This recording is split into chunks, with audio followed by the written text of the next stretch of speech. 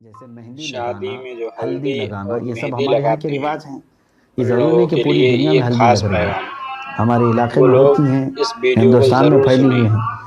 شریعت اور اگر ایسی ویڈیو کسی اچھی بھی لگے رسم کو مہر کے تو متعلق ہے۔ لائک اور شیئر پہلا سوال یہ ہے، مہر اور میں دینے کے سبسکرائب لیے سب سے ضرور کریں۔ بہترین چیز کیا ہے؟ مہر مال ہونا چاہیے۔ مہر جو ہے یہ عورت کا حق ہے، شریعت نے یہ مہر مقرر کیا ہے، تو جو بھی بہتر مال ہو سکے، چاہے آپ سونا دے سکتے ہیں، چاندی دے سکتے ہیں یا رقم دے سکتے ہیں، لیکن بہترین مہر وہ ہے جو عورت کی خواہش کے مطابق ہو۔ لیکن عورت بھی اتنی لمبی خواہش نہ کرے، بلکہ وہ اپنے ہونے والے شوہر کی حیثیت اور استطاعت کے مطابق دیکھ کر کے مہر، دونوں زوجین کی رضامندی سے ہی مہر متعین ہوتا ہے، تو مہر میں کوئی بھی چیز رکھ سکتے ہیں۔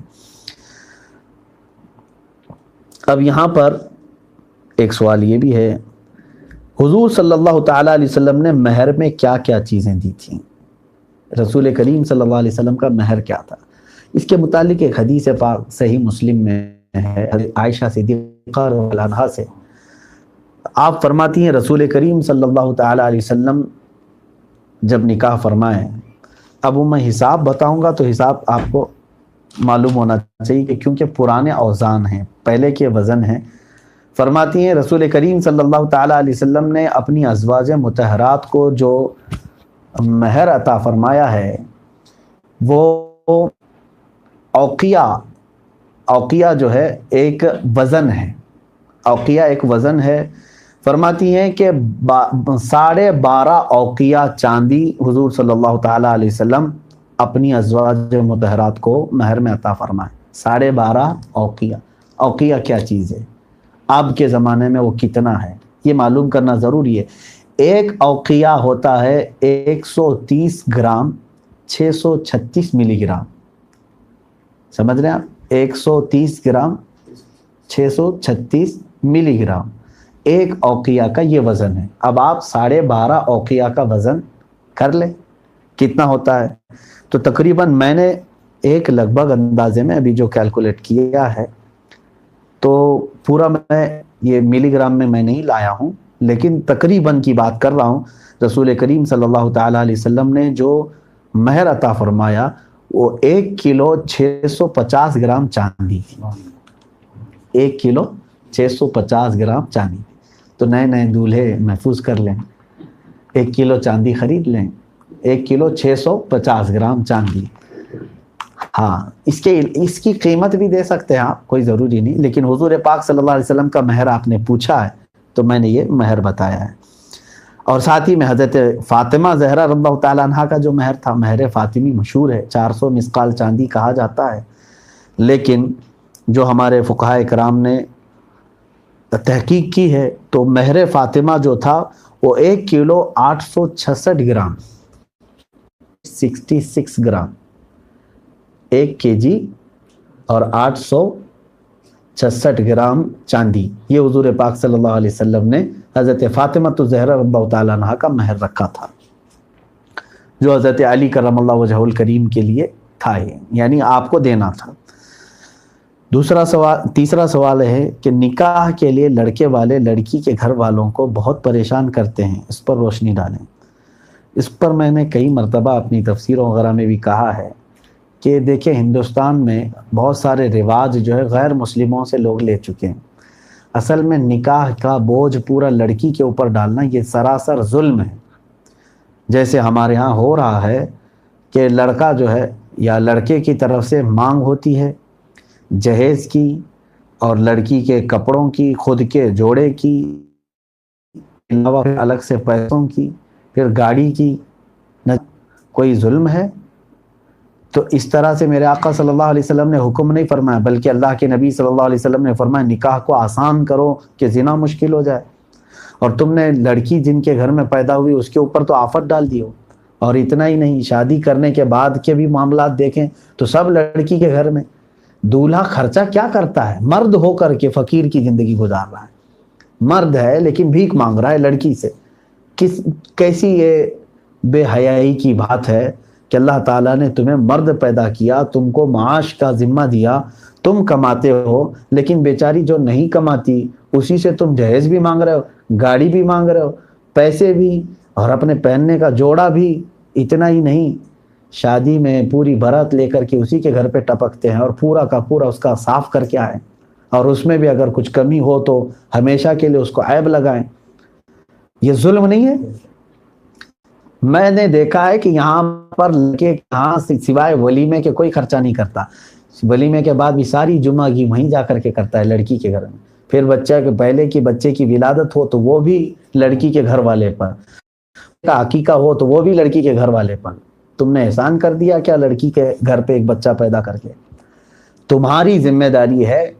عرب میں یہ رواج نہیں ہے آج بھی، وہاں پر لڑکے کے اوپر ہے، لڑکے کے اوپر ہے کہ لڑکا عورت کو دے کر کے لائے گا، کیونکہ وہ اللہ نے اس کو تمہارے حوالے کیا ہے، نہ کہ تم کو اس کے حوالے کیا ہے۔ دلہنے ہوئے ہیں، حقیقت تو یہ ہے کہ یہ ان کو دلہن ہونا چاہیے کہ یہ سب مانگ رہے ہیں بیچارے، کیونکہ عرب میں دلہن مانگتی ہے، مہر مانگتی ہے، جہیز وہ مانگتی ہے، وہ گھر مانگتی ہے کہ مجھے لے کر جا رہے ہو کہاں رکھو گے۔ اسی طرح بیچارہ ہمارا ہندوستانی لڑکا مانگتا ہے جو کہ دلہن بن رہا ہے۔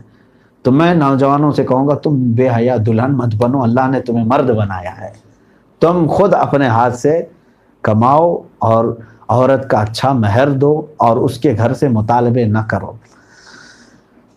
اسلامی رواج اور شریعت میں ایسی کوئی چیز نہیں۔ ہاں اس کا باپ، لڑکی کا باپ جو خوشی سے دے دے اس کو لے کر کے آؤ، کہ یہ بھی سنت ہے کہ وہ گھر گرہستی کی چیزیں باپ خوشی سے اپنی بیٹی کو دیتا ہے تو وہ لے کر کے آئے، اس میں کوئی حرج نہیں، لیکن مطالبہ کرنا ناجائز ہے۔ عورت کے گھر سے اس طرح کی فرمائشیں کرنا، فلاں چیز چاہیے فلاں چیز چاہیے، یہ ہمارے ہاں غیر مسلموں سے آیا ہے۔ میں مسلمانوں سے گزارش کروں گا ہرگز ہرگز اس بلا میں نہ پڑو، ورنہ اللہ تعالیٰ تمہیں حقیر اور ذلیل بنا دے گا، کیونکہ حدیث میں ہے جس نے عورت کے مال کو دیکھ کر کے نکاح کیا، میرے آقا صلی اللہ علیہ وسلم نے فرمایا ان قریب اللہ تعالیٰ اس کو محتاج بنا دے گا، بھکاری بن کر کے رہو گے۔ اور ایک سوال یہ، آج کے دور میں انگیجمنٹ کے بعد بہت سے لوگ ایک دوسرے سے بات کرنے لگ جاتے ہیں، کیا یہ جائز ہے؟ بھائی یہ انگیجمنٹ کا مطلب سمجھ رہے ہیں آپ کہ بس ایک شادی پکی کرنے کی بات ہے، نہ کہ شادی ہوئی، شادی پکی کرنے کی۔ اگر وہ انگیجمنٹ ٹوٹ گئی تو تمہاری ساری باتیں بھی ختم ہو جائیں گی، کیا کیا باتیں کر چکے تھے، اور اس کے بعد پھر وہ سب کیا عقل آپ کی تسلیم کرتی ہے جو آپ کی بیوی ابھی بنی نہیں، اس سے بیوی جیسے بات کرنا، اسلام میں اس چیز کی اجازت نہیں۔ ایک بات یاد رکھو، تم ہزار چھپ کر کے بات کرو یا علل اعلان بات کرو، اللہ شاہد ہے، اللہ دیکھ رہا ہے۔ تو مجھے دکھانے کے لیے یا کسی کو دکھانے کے لیے اس پر نہیں، بلکہ اللہ رب العزت شاہد ہے، وہ دیکھ رہا ہے تمہیں جس چیز کی اجازت دی۔ اتنا بھی صبر نہیں، ابھی منگنی ہوئی، زندگی پوری پڑی ہے بات کرنے کے لیے آپ کو۔ بیوی لاؤ، روزانہ اس کے ساتھ 4 گھنٹے بات کرو، کیا حرج ہے؟ لیکن یہ دیکھنے کو ملتا ہے جتنی باتیں ہیں وہ سب شادی سے پہلے ہی کی، انگیجمنٹ سے شادی کے بیچ کا جو وقفہ ہے وہ تقریباً پوری زندگی کی باتیں وہیں کر چکے ہوتے ہیں۔ کیونکہ یہ بھی سوالات بہت آتے ہیں ہمارے پاس عورتوں کے کہ ہمارا شوہر 5 منٹ بھی دیتا نہیں ہم کو، گھر میں بیٹھتا ہی نہیں ہے، آتا ہی نہیں ہے۔ تو میں نے یہی کہا ہے یہ صاحب جتنا بات کرنا تھا وہ تم سے انگیجمنٹ کے بعد کر چکا ہے، اب کیا کرے گا بیچارہ۔ ہاں جنہوں نے بات نہیں کیا اللہ تبارک و تعالیٰ ان کے دلوں میں محبت رکھے۔ اب یہاں پر ایک طریقہ، ایک صاحب نے اور بھی سوال کیا ہے، اسی سوال کو میں اس میں جوڑ کر کے کہہ دوں گا۔ آج کل کیونکہ کمیونیکیشن بڑھ چکی ہیں تو جب انگیجمنٹ ہو جائے، سوال انہوں نے کیا دولہا انگیجمنٹ اپنے سسر اور ان کے چند گواہوں کے سامنے نکاح کر لے اور یہ کہہ دے کہ قبول ہے تاکہ آگے چل کر کے اپنی ہونے والی دلہن سے بات کر سکے، تو کیا یہ جائز ہے؟ بالکل یہ بہت اچھا طریقہ ہے۔ میں تو یہ کہتا ہوں کہ انگیجمنٹ جب ہو رہی ہے، آپ ویسی بھی انگیجمنٹ ہلکی پھلکی کہاں کر رہے ہیں آج، اس کے لیے بھی ہال بک کر رہے ہیں، دعوت دے رہے ہیں، ساری تقریباً ایک شادی کے جیسے کر رہے ہیں، تو کیوں نہ ان دونوں کو بٹھا کے قبل تو کہلا دیں، قبول ہے کہلا دیں، ہو گیا، وہ دونوں ایک دوسرے کے لیے حلال ہو گئے۔ جب رخصت کرنا ہے ہو سکتا ہے ایک اور ریسیپشن رکھ لیں شادی کی۔ یہ اگر 2 گواہ وہاں پر موجود ہیں، اب سسر ہو یا نہ ہو ضروری نہیں ہے، لیکن آپ کے اور آپ کی بیوی کے درمیان 2 گواہ ہیں وہاں پر انگیجمنٹ کے بعد، اور لوگ جان بھی رہے ہیں، اسی وقت اگر ایجاب و قبول ہو گیا تو وہ نکاح ہی ہو گیا. اس کے بعد آپ کھل کر کے بات کرو، آپ کی بیوی ہے، وہ شرعی بات کر سکتے آپ، صبح بات کرو، دوپہر میں بات کرو، رات میں بات کرو، کل بات کرو. یہ طریقہ اچھا ہے کہ انگیجمنٹ میں ہی ایجاب و قبول ہو جائے. اور جب اس کو عورت کو لانا ہے تب پھر آپ کوئی شادی کا دن مقرر کر کے عورت کو رخصت کرو. ایسا بھی حضور اکرم صلی اللہ تعالیٰ علیہ وسلم نے حضرت عائشہ صدیقہ رضی اللہ تعالیٰ عنہ کے ساتھ ایسے ہی فرمایا. پہلے 3 سال پہلے ماں عائشہ صدیقہ رضی اللہ تعالیٰ عنہ سے حضور کا نکاح ہوا، لیکن حضور کے حرم میں وہ آئی نہیں. 3 سال کے بعد وہ رخصت ہو کر حضور صلی اللہ علیہ وسلم کے حرم میں تشریف لائیں. تو اس طرح بھی آپ چاہیں تو کر سکتے ہیں. اب سوال ایک یہ ہے، شادی میں بہت سے رسم و رواج کرتے ہیں جیسے کہ ناریل پھوڑنا، جلوہ ڈالنا، کیا یہ سب حدیث سے ثابت ہے؟ دیکھیں، ناریل بھی پھوڑو، انڈے بھی پھوڑو، جو کچھ بھی کرنا ہے آپ کو میں لمٹ آپ کو بتا دوں، کیونکہ شادی جو ہے یہ خوشی کا وقت ہوتا ہے. جیسے مہندی لگانا، ہلدی لگانا، یہ سب ہمارے یہاں کے رواج ہیں. یہ ضروری نہیں کہ پوری دنیا میں ہلدی لگ رہی ہوں، ہمارے علاقے میں ہوتی ہیں، ہندوستان میں پھیلی ہوئے ہیں. شریعت ایسی کسی بھی رسم کو منع نہیں کرتی جو قرآن و حدیث سے نہ ٹکرا رہی ہو. بات سمجھ میں آ رہی؟ خوشی آپ کے لیے جائز ہے، بس اتنا دیکھیں کہ شریعت کے خلاف کوئی چیز تو نہیں جا رہی. ہاں، ہلدی کھیلنے میں، آپ لیمو کھیلنے میں، کہیں لڑکیوں کے ساتھ، عورتوں کے ساتھ بے تکلف ہو گئے، خلط ملط ہو گیا، ایک حرام کام آپ نے کیا، اور ایسا رسم جائز نہیں. باقی آپ سارے لوگ ہلدی ایک آپ کر رہے ہیں، وہاں ضیاء بھی نہ ہو. آپ اگر ہلدی چہرے وغیرہ پہ گورے ہونے کے لیے لگاتے ہیں تو خوب لگائیں، سارے ایک دوسرے کو لگا لیں. اس رسم میں کوئی وہ نہیں، شریعت اس کو منع نہیں کر رہی ہے. اسی طرح سے اب یہ جلوے کی بات ہے، جلوہ کیا چیز؟ وہی جو رخصتی کے وقت جو عورتیں گیت گاتی ہیں، یہی کوئی حرج نہیں. پہلے مجھے وہ شعر سننا پڑے گا کہ عورتیں گاتی کیا ہیں. مطلب اگر وہ کوئی کفریہ باتیں نہیں کہتی، حرام باتیں نہیں کہتی تو خوب وہ گائیں، کوئی مسئلہ نہیں. کیونکہ عرب میں بھی رواج تھا کہ جب دلہنوں کو رخصت کیا جاتا تھا تو آس پڑوس کی جو سہیلیاں ہوتی تھیں وہ گنگناتی تھیں، اور حضور پاک صلی اللہ علیہ وسلم نے اس کی اجازت عطا فرمائی کیونکہ وہ خوشی کا دن ہے. بلکہ اللہ کے حبیب صلی اللہ علیہ وسلم نے فرمایا اعلنوا النکاح واضربوهن بالدفوف، نکاح کا اعلان کرو اور اس وقت جو ہے دف بجا کر کے آواز سے لوگوں کو بلاؤ. چھپ کر کے نکاح نہیں ہوتا. تو دف بجانے کی اجازت جب ہے تو یہ خوشی شریعت کی لمٹ میں ہے، شریعت کے حدود میں. تو میں نے ہر ایک، اب کیا کیا میں رسم و رواج آپ کو بتاؤں کہ بہت ساری جگہوں پر وہ ہے، یہ ہے، یہ ہے. ایک فارمولہ بتا دیا کہ کوئی ایسا رسم جس میں حرام کاری ہو رہی ہو اس سے بچیں. باقی کوئی بھی خوشی آپ کر سکتے ہو کریں. حرام کاری جیسے اجنبی مرد کا اجنبی عورتوں سے ایک دوسرے کو مل جانا، خلط ملط ہونا، ناچنا، ڈانس کرنا، یا حرام چیزوں کی گنگنانا جیسے گانوں پر رقص ہوتا ہے، یہ تمام چیزیں اگر نہیں ہیں تو سارے رسم و رواج شادی میں جائز ہیں، کوئی حرج نہیں. اور سوال ہے، کیا نکاح کے لیے بنا داڑھی والا انسان کی گواہی لے سکتے ہیں؟ ہاں لے سکتے ہیں، لیکن اس داڑھی والے کو کہیں کہ آئندہ چل کر داڑھی رکھ لے، سنت ہے. دوسرے مذہب کے لڑکی یا لڑکے سے شادی کرنا اسلام میں کیسا ہے؟ ناجائز ہے. آپ کی شادی ہوگی ہی نہیں جب تک کہ وہ اسلام قبول نہ کرے. دوسرے مذہب کے ساتھ تمہارا نکاح ہی نہیں ہوا بلکہ وہ زنا ہے. کیونکہ اللہ تعالیٰ نے فرمایا وَلَا تَنْكِحُوا الْمُشْرِكَاتِ حَتَّى يُؤْمِنْ، تم مشرکوں سے ہرگز نکاح نہ کرو جب تک کہ وہ ایمان نہ لائیں. اور اللہ نے فرمایا وَلَعَبْدٌ مُؤْمِنٌ خَيْرٌ مِّن مُشْرِكٍ، اگرچہ تم کو وَلَوْ أَعْجَبَكُمْ، اگرچہ تم کو کوئی کافر پسند آئے، لیکن اللہ فرماتا عَبْدٌ مُؤْمِنٌ خَيْرٌ، مومن بندہ سب سے تو بہتر ہے تمہارے لیے. وہ لڑکی کے لیے بھی فرمایا گیا، لڑکے کے لیے بھی، اور مومنہ عورت تمہارے لیے سب سے بہتر ہے. ہاں اگر کوئی اسلام میں آ چکے ہیں، جیسے بہت سارے لوگ یہ سمجھتے ہیں کہ یہ بھی ایک ثواب کا کام ہے، سارا ثواب کا کام کسی عورت کو نکاح کرنے میں ہی کچھ نوجوان سمجھتے ہیں کہ وہ تھی نان مسلم، میں نے اس کو اسلام قبول کروا دیا ہے، وہ مسلمان بنی ہے. میرے عزیزوں، صرف شادی کے لیے اگر کوئی اسلام آیا ہے تو وہ پتہ نہیں اسلام کب تک ٹھہرتا ہے. اب اگر کوئی توبہ کر بھی لیتا ہے تو شریعت نے یہاں پر وہ بھی ایک ہمارے پاس سسٹم رکھا ہے کہ 6 مہینے انتظار کیا جائے، کیونکہ توبہ کے آثار ظاہر ہونا چاہیے کہ وہ سیریس ہے یا نہیں، یا تو پھر وقتی طور پر توبہ کیا ہے۔ تو اگر کوئی اسلام بھی لایا ہے تو اس کو 6 مہینے انتظار کریں، اور چاہیں تو اس کے بعد نکاح کر لیں۔ سوال یہ ہے، اگر دولہا جہیز نہ لے اور مہر بھی ایسا دے کہ ہونے والی زوجہ کو اتنے سورے یاد کروائے گا اور دلہن بھی اس چیز سے راضی ہے، تو ایسا مہر کیسے ادا کیا جائے؟ کیونکہ مہر شادی سے پہلے ادا کرنا ہوتا ہے۔ حدیث پاک میں اس کا ذکر تو ہے۔ حضور اکرم صلی اللہ علیہ وسلم کے پاس ایک خاتون آئی، یہ ابھی حدیث ہم نے ابھی پڑھی، انہوں نے کہا کہ میرا نکاح آپ چاہیں تو کر لیں۔ حضور صلی اللہ علیہ وسلم نے توجہ نہیں فرمائی۔ محفل میں بیٹھے ہوئے ایک صحابی تھے، انہوں نے کہا یا رسول اللہ صلی اللہ علیہ وسلم، اگر آپ رغبت نہیں رکھتے تو مجھے نکاح کروا دیں۔ اللہ کے حبیب صلی اللہ علیہ وسلم نے فرمایا ٹھیک ہے، تمہارے پاس کچھ مہر ہے دینے کے لیے؟ انہوں نے کہا میں غریب ہوں، کچھ بھی نہیں ہے۔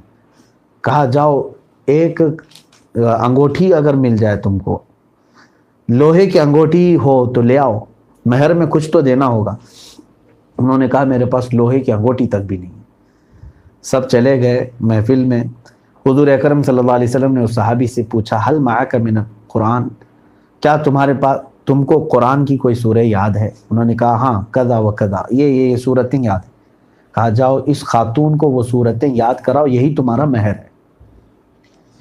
تو قرآن کی تعلیم کو حضور صلی اللہ علیہ وسلم نے مہر مقرر فرمایا۔ تو امام شافعی رضی اللہ تعالیٰ عنہ کے مذہب میں یہ ہے کہ تعلیم اس پر اجرت ہوتی ہے، اور وہ اجرت جو ہے وہ مہر مقرر کیا جائے۔ لیکن امام اعظم ابو حنیفہ رضی اللہ تعالیٰ عنہ کے نزدیک یہ نہیں ہے۔ مہر ہمارے ہاں کوئی قیمت والی چیز ہی ہونی چاہیے، اور کم سے کم مہر، سوال یہاں پر یہ بھی ہے اقل مہر کیا ہے، کم سے کم کتنا دینا چاہتا ہے، یعنی 1 روپے 2 روپے نہیں۔ شریعت میں کم سے کم مہر کی مقدار 10 درہم ہے۔ 10 درہم فی زمانہ کتنا ہوتا ہے؟ 3 گرام 265 ملی گرام چاندی۔ 3 گرام چاندی 3.265، سمجھ میں آ گیا؟ یہ چاندی اتنا جو ہے 1 درہم کی مقدار ہے۔ یہ 1 درہم چاندی 3 گرام 265 ملی گرام کی ہوتا ہے 1 درہم۔ اب 10 درہم آپ حساب کر لیں، تقریباً وہ 32 گرام چاندی اور 659 ملی گرام، تقریباً 32 گرام اور 659 ملی گرام چاندی، یہ اقل مہر ہے۔ ابھی مارکیٹ میں کیا چل رہا ہے اس کا وزن آپ سونار سے معلوم کر سکتے ہیں۔ چاندی 32 گرام کتنی ہوتی ہے، وہ سب سے کم مہر ہے۔ اس سے کم مہر رکھنا جائز نہیں ہے۔ کیا شیخ لڑکا سید لڑکی سے نکاح کر سکتا ہے؟ یہاں پر یہ کفو کے مسائل ہیں، وقت بہت زیادہ ہو گیا ہے۔ شیخ لڑکا سید لڑکی سے نکاح، اس طرح سے جو برادریاں ہیں ہمارے ہاں، خاندان ہیں، اس کا بھی اعتبار کیا گیا ہے۔ اگر لڑکی کم عمر ہے اور سید لڑکی چونکہ اعلیٰ خاندان ہے اور رسول کریم صلی اللہ علیہ وسلم کی آل میں سے ہیں، تو جو بھی سید لڑکی کو نکاح کر کے لائے، نکاح تو ہو جائے گا اگر اس کے ماں باپ کو اعتراض نہ ہو تو۔ اگر لڑکی کے ماں باپ کو اعتراض نہ ہو تو نکاح ہو جائے گا، لیکن یہاں دوسروں کے لیے یہ واجب ہوگا کہ وہ آئی ہوئی آل رسول کا احترام کریں۔ اگر آپ نے اس کا احترام نہیں کیا تو یہاں قصوروار ہوں گے، کیونکہ وہ سید ہیں۔ تو دوسرا جو ہے نکاح تو کر سکتا ہے، لیکن یہ معاملات کی طرف اسے توجہ کرنی چاہیے۔ کچھ لوگوں کی شادی بچپن میں ہی فکس کر دی جاتی ہے اور بعد میں لڑکا یا لڑکی راضی نہ ہو تو اس کا شریعت کیا حکم دیتی ہے؟ اس طرح بڑے پہلے ہی سے شادی کر دیں، یہ درست نہیں ہے، بلکہ شادی جو ہے یہ زوجین یعنی جوڑے کا آپس کا معاملہ ہے۔ زندگی ان کو گزارنا ہے، نہ کہ ماں باپ کو بیچ میں رہنا۔ ہاں وہ ارینج کروا سکتے ہیں ایک دوسرے کو، لہٰذا بالغ ہونے کے بعد لڑکی کو اختیار ہے پورے طور پر، وہ اپنی اجازت سے چاہے تو اس پہلے والی چیز کو برقرار رکھے۔ اسی لیے دونوں زوجین کی جب تک رضامندی نہیں ہوتی تب تک نکاح نہیں ہے۔ یہاں پر پھر نماز کے سوالات ہیں، نماز کے ٹاپک میں اس کو آپ لے لیں۔ یہاں تک کہ جو کچھ بھی معاملات تھے اللہ تبارک و تعالیٰ کہنے سننے سے زیادہ عمل کی توفیق عطا فرمائے، اور مجھ سے کوئی بھی خطا اور غلطی ہوئی ہو تو مولا تبارک و تعالیٰ اپنے فضل سے معاف فرمائے، میرے سامعین کو بھی معاف فرمائے۔ استغفر اللہ ربی من کل ذنب واتوب الیہ، وآخر دعوانا ان الحمد للہ رب العالمین۔ السلام علیکم۔